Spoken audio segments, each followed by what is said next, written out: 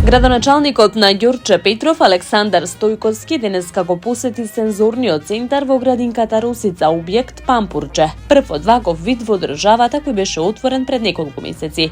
Овој центар веќе активно функционира, овозможувајќи практична работа за студентите од 3-та и 4-та година на Институтот за специјална едукација и рехабилитација при Филозофскиот факултет, под раководство на професор доктор Оливера Рашиќ Цаневска.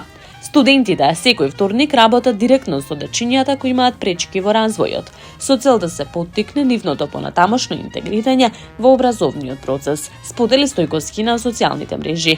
Преку оваа програма децата добиваат континуирана поддршка, а резултатите се веќе видливи. Подобрување во состојбата и напредокот кај децата која користат услугата од центарот, велат од општината.